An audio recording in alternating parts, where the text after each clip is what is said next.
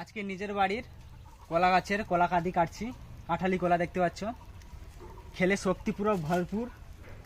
দেখেছো পেকে চলে আসছে।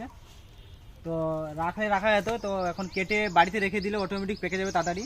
গাছে রাখলেও পাকতো, তো সময় লাগবে। আমরা খাবার জন্য পুরো রেডি।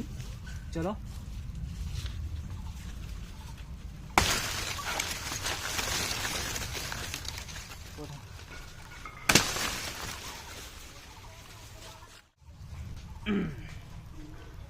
চলো